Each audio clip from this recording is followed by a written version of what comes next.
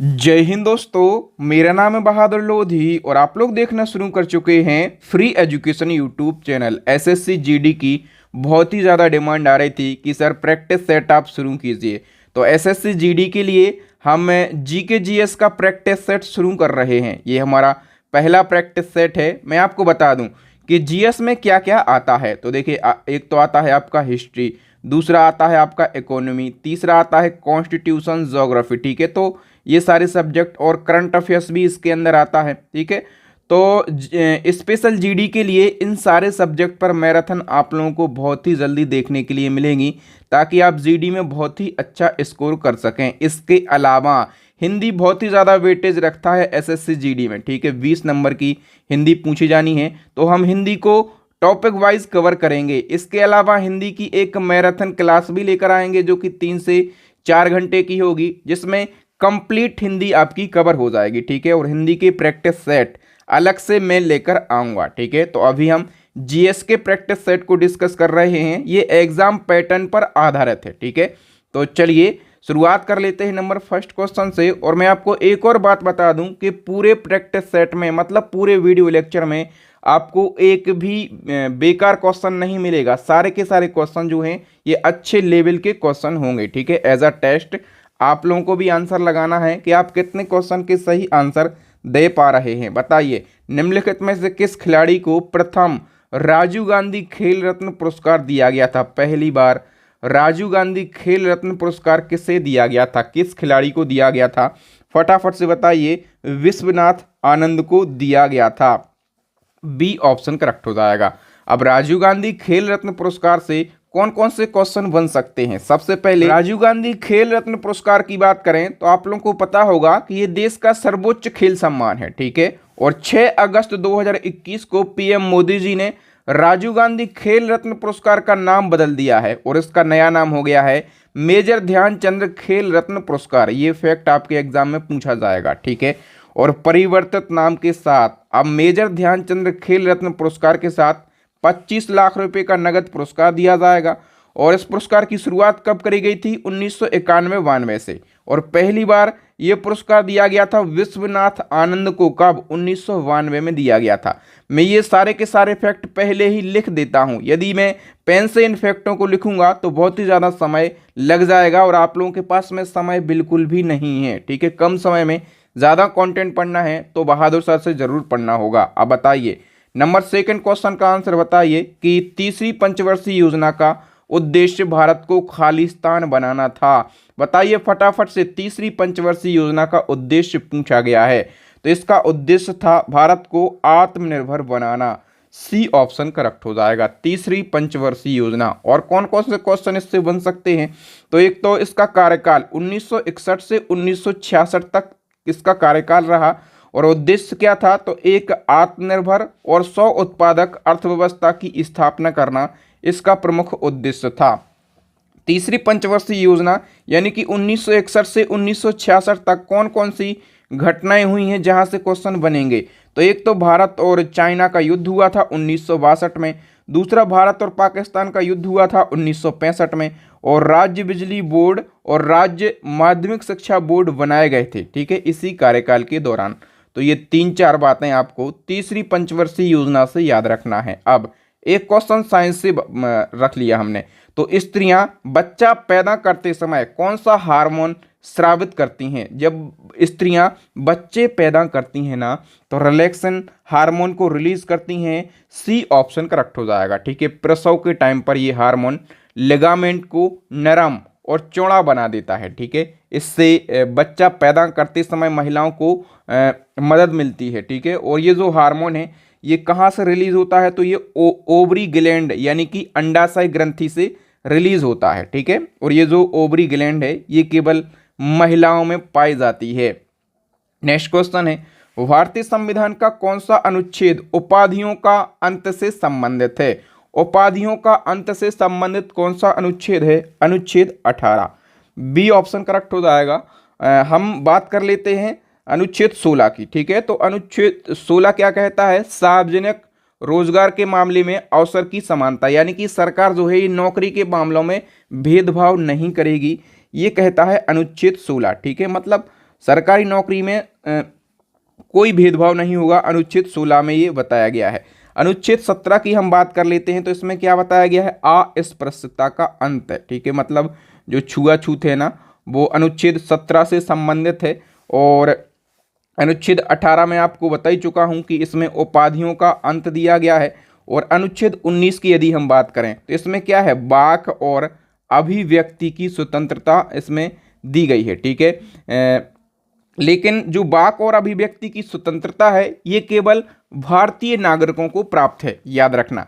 जो विदेशी भारत में रहते हैं उनको ये स्वतंत्रता बिल्कुल भी नहीं है। ये क्वेश्चन पूछा जाता है कि ऐसी कौन सी स्वतंत्रता है जो केवल भारतीय नागरिकों को प्राप्त है, तो आप कहेंगे वाक और अभिव्यक्ति की स्वतंत्रता भारतीयों को प्राप्त है, भारत में रहने वाले विदेशियों को ये स्वतंत्रता प्राप्त नहीं है। और वाक और अभिव्यक्ति की स्वतंत्रता अनुच्छेद 19 में दी गई है। ओके, समझ गए होंगे आप लोग। चलिए, मेगस्थनीज के अनुसार पाटलिपुत्र में कुल कितने द्वार थे? हिस्ट्री का क्वेश्चन है। मेगस्थनीज के अनुसार पाटलिपुत्र में कुल 64 द्वार थे। कितने? 64। ए ऑप्शन करेक्ट हो जाएगा। सबसे पहले मेगस्थनीज और पाटलिपुत्र, इनके बारे में हम जान लेते हैं। मेगस्थनीज चंद्रगुप्त मौर्य के दरबार में सेल्यूकस निकेटर के द्वारा भेजा गया यूनानी राजदूत था। ठीक है, और मेगस्थनीज की एक पुस्तक हमेशा पूछी जाती है, इंडिका।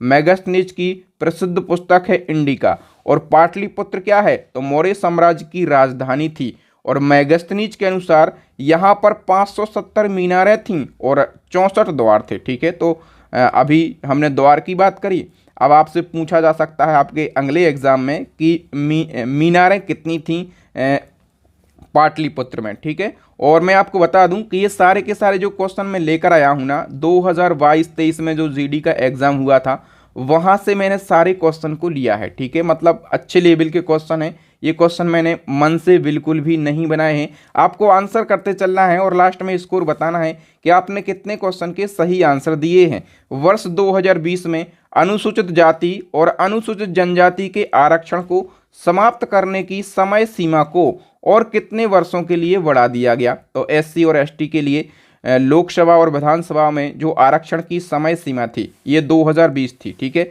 लेकिन इसको 10 वर्षों के लिए बढ़ा दिया गया है। ए ऑप्शन करेक्ट हो जाएगा। इसको समझने के लिए जो संविधान संशोधन है 104वां संविधान संशोधन 2019, ठीक है, ये समझना होगा। ठीक है, तो 104वां संविधान संशोधन 2019 लोकसभा एवं राज्यों की विधानसभाओं में सीटों में एससी और एसटी के आरक्षण से संबंधित है। ठीक है, इस संशोधन के द्वारा लोकसभा और विधानसभाओं में एससी और एसटी के लिए आरक्षण की अवधि को 10 वर्ष के लिए बढ़ाया गया है। कब तक? 25 जनवरी 2030 तक के लिए बढ़ाया गया है। पूर्व में आरक्षण की समय सीमा 25 जनवरी 2020 तक ही थी, लेकिन अब ये 10 साल के लिए बढ़ा दी गई है 25 जनवरी 2030 तक के लिए। ठीक है, और इस संविधान संशोधन के द्वारा लोकसभा में 2 एंग्लो इंडियन समुदायों के जो प्रदत्त आरक्षण था उसको भी समाप्त कर दिया गया है। एंग्लो इंडियन जिनको राष्ट्रपति मनोनीत करते थे लोकसभा में, ठीक है, इस प्रक्रिया को भी समाप्त कर दिया गया है। अब इनका जो मनोनयन की प्रक्रिया है अब ये नहीं होगी। ठीक है, वर्तमान में हम बात करें तो लोकसभा में 84 सीटें एससी के लिए रिजर्व हैं और 47 सीटें एसटी के लिए रिजर्व हैं। ठीक है, ये संख्या याद रखना। यहाँ से क्वेश्चन एसएससी सीजीएल में पूछा गया था। ठीक है, तो अभी आपके जीडी में बन सकता है। और दोस्तों, वीडियो में आगे बढ़ने से पहले आप सभी लोगों के लिए गुड न्यूज़ है। स्पेशल एसएससी जीडी को ध्यान में रखकर हमने अपनी ई बुक को तैयार किया है। एक हमारी स्टैटिक जीके की ई बुक है। इस ई बुक के अंदर हर सब्जेक्ट के लगभग 500 से 600 क्वेश्चन मिलेंगे। इस प्रकार से यदि हम बात करें कि टोटल नंबर ऑफ क्वेश्चन कितने रहेंगे, तो टोटल नंबर ऑफ क्वेश्चन आपको देखने के लिए मिलेंगे 5000 से ज़्यादा। ठीक है, और सारे के सारे क्वेश्चन सिलेक्टेड अच्छे लेवल के क्वेश्चन हैं। और इसी क्रम में हमारी करंट अफेयर्स की ई बुक भी लॉन्च हो गई है और इसी क्रम में हमारी साइंस की ई बुक भी लॉन्च हो गई है। इन तीनों ई बुक को आप परचेस कर लीजिए। आप एग्जाम में बहुत ही अच्छा स्कोर करके आएंगे। आप अपने मम्मी पापा के सपनों को जरूर पूरा करेंगे। नेक्स्ट क्वेश्चन है, राधा रेड्डी और राजा रेड्डी किस नृत्य के प्रसिद्ध प्रतिपादक हैं?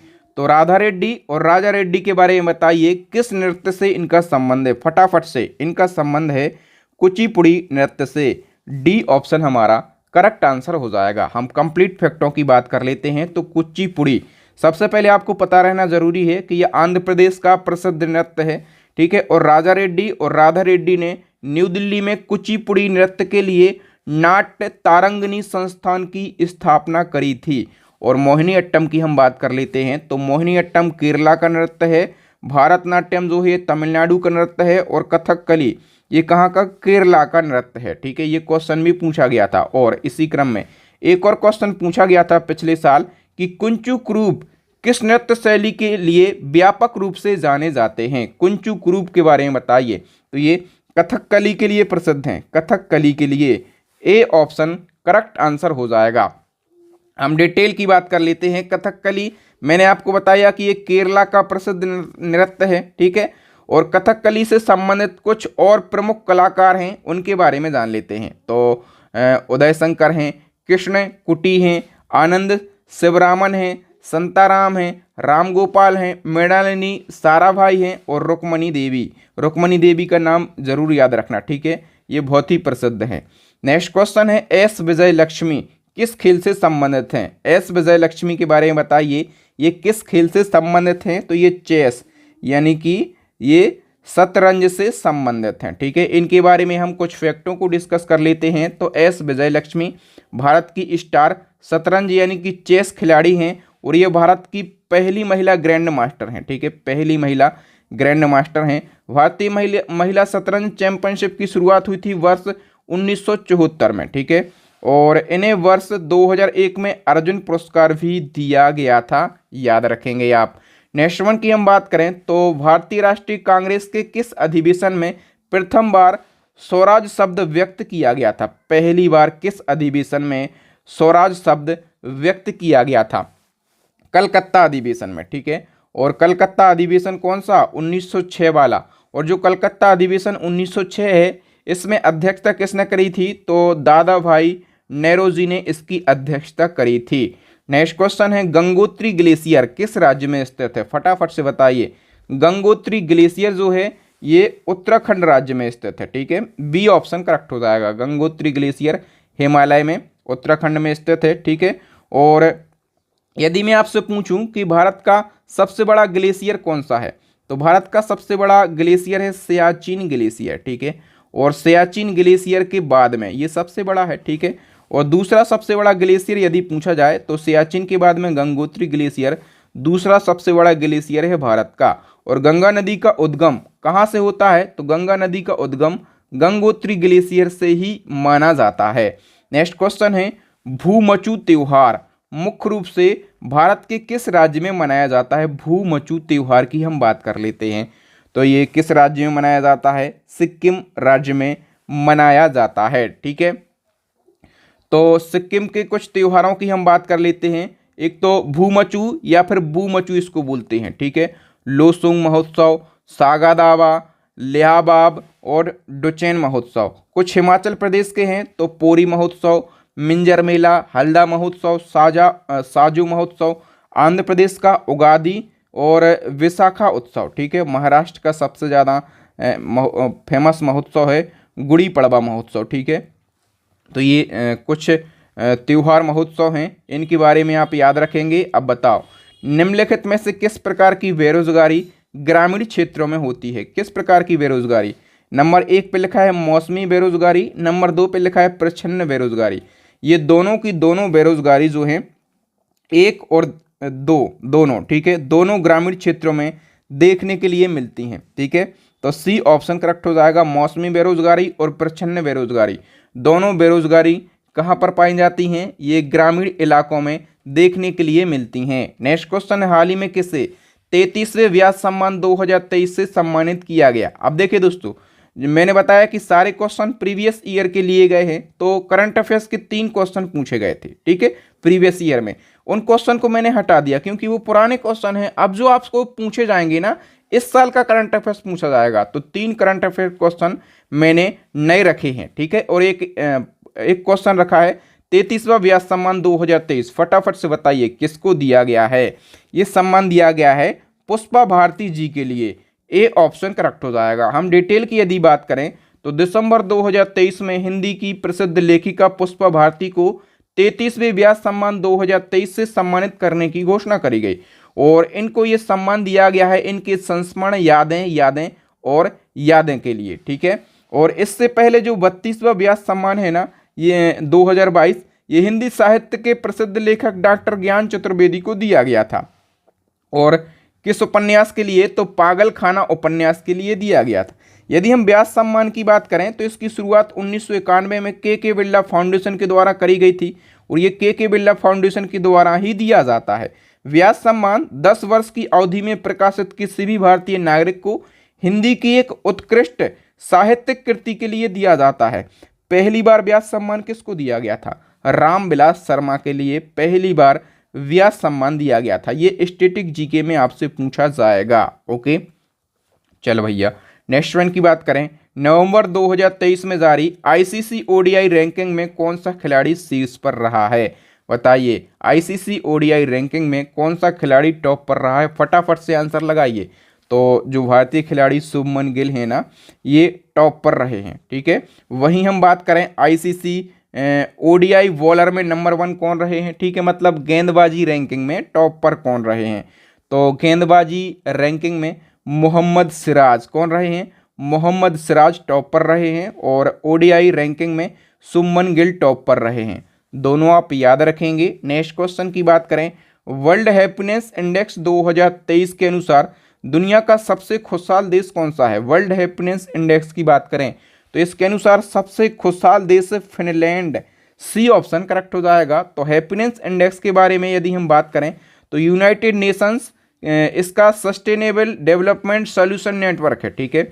इसके द्वारा वर्ल्ड हैप्पीनेस इंडेक्स जारी किया जाता है और इसमें फिनलैंड लगातार 6ठे साल दुनिया का सबसे खुशहाल देश है। भारत की बात करें तो भारत जो है इस रैंकिंग में 126वें स्थान पर है। टॉप 3 देशों में मैंने बताया कि फिनलैंड 6वें साल टॉप पर है, डेनमार्क दूसरे स्थान पर है और आइसलैंड जो है ये तीसरे स्थान पर है। बताइए, निम्नलिखित में से किसने वंदे मातरम गीत लिखा? बिल्कुल लल्लू क्वेश्चन है। वंदे मातरम गीत किसने लिखा है? फटाफट से आपको बताना है। बंकिम चंद्र चट्टोपाध्याय या फिर चटर्जी ने वंदे मातरम गीत को लिखा है। क्वेश्चन तो लल्लू है लेकिन फैक्टों को जानना जरूरी है। भारत का राष्ट्रगीत वंदे मातरम है। इसकी रचना बंकिम चंद्र चटर्जी ने संस्कृत भाषा में करी और इसको लिया गया है आनंद मठ से, ठीक है। आनंद मठ को कब प्रकाशित किया गया था? 1882 में प्रकाशित किया गया था, ठीक है। और वंदे मातरम पहली बार कांग्रेस के किस अधिवेशन में गाया गया? ये सारे क्वेश्चन कई बार पूछे गए हैं, हजारों बार पूछे गए हैं। तो वंदे मातरम कांग्रेस के 1896 के अधिवेशन में पहली बार गाया गया था और वंदे मातरम को राष्ट्रीय गीत के रूप में और जन गण मन को राष्ट्रीय गान के रूप में एक ही दिन दोनों को अपनाया गया था। वंदे मातरम को राष्ट्रीय गीत के रूप में और जन गण मन को राष्ट्रीय गान के रूप में 24 जनवरी 1950 को अपनाया गया था। इन फैक्टों में से एक क्वेश्चन आपके एग्जाम में जरूर पूछा जाएगा। तो चलिए नेक्स्ट वन की हम बात करें। नेक्स्ट क्वेश्चन है, कौन सा अनुच्छेद राष्ट्रपति को किसी राज्य के राज्यपाल को एक निकटवर्ती संघ राज्य क्षेत्र के प्रशासक के रूप में नियुक्त करने के लिए अधिकृत करता है? तो दोस्तों अनुच्छेद 239 है, ठीक है। और अनुच्छेद 239 यूनियन टेरिटरी के प्रशासन के बारे में बताता है। यूनियन टेरिटरी यानी कि केंद्र शासित प्रदेश के प्रशासन के बारे में अनुच्छेद 239 बताता है। और अनुच्छेद 239 का 2 है, ठीक है। इसमें कहा गया है कि राष्ट्रपति जो है ये किसी भी राज्य के राज्यपाल को निकटवर्ती केंद्र शासित प्रदेश के प्रशासक के रूप में नियुक्त कर सकता है। नेक्स्ट क्वेश्चन है, golden quadrilateral super highway Delhi, Khalistan, Chennai और मुंबई को जोड़ता है। फटाफट से आंसर कीजिए। यदि आप आंसर नहीं कर पा रहे होंगे तो मैं आपको बता दूं कि गोल्डन क्वाड्रिलेटर सुपर हाईवे, इसको हिंदी में स्वर्णम चतुर्भुज योजना कहते हैं। अब आप आंसर लगा पाएंगे। जो स्वर्णम चतुर्भुज योजना है ये 4 बड़े महानगरों को जोड़ता है। एक दिल्ली है, ठीक है, दूसरा क्या हो जाएगा? दूसरा है कोलकाता, ठीक है, और तीसरा चेन्नई है और चौथा है मुंबई, ठीक है। तो Kolkata is the correct answer. अब स्वर्णम चतुर्भुज योजना इसको क्या कहते हैं? गोल्डन क्वाड्रिलेटर सुपर हाईवे भी कहते हैं। इसकी शुरुआत 2001 में तत्कालीन प्रधानमंत्री अटल बिहारी वाजपेयी के द्वारा करी गई थी। और ये जो योजना है ये देश के 4 बड़े महानगरों को राष्ट्रीय राजमार्गों से जोड़ने वाली परियोजना है। मैंने बताया दिल्ली, मुंबई, कोलकाता और चेन्नई। ठीक है, इसकी कुल लंबाई यदि पूछी जाए तो 5846 किलोमीटर है। और ये परियोजना भारत की सबसे बड़ी राजमार्ग परियोजना है। भारत की सबसे बड़ी राजमार्ग परियोजना है। यदि दुनिया की पूछी जाए तो दुनिया की ये 5वीं सबसे बड़ी परियोजना है। ओके, नेक्स्ट वन की बात करें तो बताइए ईमेल के आविष्कारक कौन है? ईमेल का जो इन्वेंशन है ये किसके द्वारा किया गया था? फटाफट से बताइए। करेक्ट आंसर हो जाएगा रे टॉमलिंसन के द्वारा ईमेल का आविष्कार किया गया था। ईमेल का फुल फॉर्म क्या होता है? इलेक्ट्रॉनिक मेल फुल फॉर्म होता है। ठीक है, और इसका आविष्कार 1971 में रे टॉमलिंसन के द्वारा किया गया था। और एक और क्वेश्चन पूछा जाता है, ये जो @ का सिंबल होता है ये वाला, ठीक है, इसका आविष्कार किसने किया था? तो ये भी रे टॉमलिंसन ने किया था। ठीक है, कब? एक साल बाद 1972 में @ सिंबल का आविष्कार किया था रे टॉमलिंसन ने। तो ये कंप्यूटर का क्वेश्चन भी पूछा गया था। ठीक है, कब किया था? और @ का भी यदि पूछा जाए तो ये भी आपको याद रखना है। दोस्तों यहाँ पर हमने जीके जीएस के मोस्ट इंपॉर्टेंट क्वेश्चन को डिस्कस किया, 20 क्वेश्चन को डिस्कस किया। ठीक है, इसके बाद जीके जीएस की कई सब्जेक्टों पर मैराथन आएंगी और हिंदी की मैराथन भी आएगी। हिंदी को भी हम सब्जेक्ट वाइज कवर करेंगे।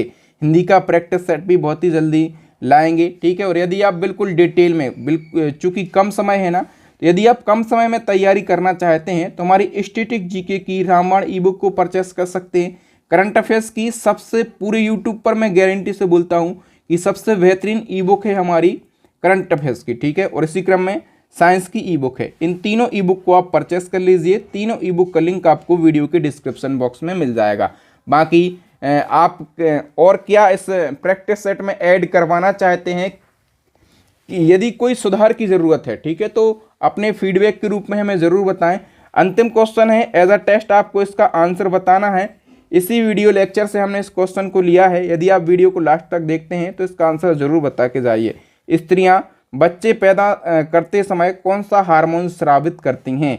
4 ऑप्शन आप लोगों को दिए गए हैं और आप लोगों ने 20 क्वेश्चन में से कितने क्वेश्चन के सही आंसर दिए हैं? अपना स्कोर फटाफट से कमेंट सेक्शन में कमेंट कीजिए। कम से कम 18 क्वेश्चन के सही आंसर आप लोगों को पता होना ज़रूरी है। ठीक है, 17 से 18 यदि आप स्कोर कर पा रहे हैं तो आप बहुत ही अच्छा स्कोर कर रहे हैं। और यदि आप नहीं कर पा रहे हैं तो कोई दिक्कत की बात नहीं है। स्टैटिक जीके की कंटिन्यू मैराथन आएंगी ना, तो आप बहुत कुछ सीख जाएंगे और अच्छा स्कोर करने लगेंगे और लास्ट में एग्जाम में भी अच्छा स्कोर करके आएंगे। ये आपके बहादुर सर का प्रॉमिस है। ठीक है, बाकी मैं नेक्स्ट वीडियो में मिलूंगा। तब तक के लिए जय हिंद, जय भारत, वंदे मातरम।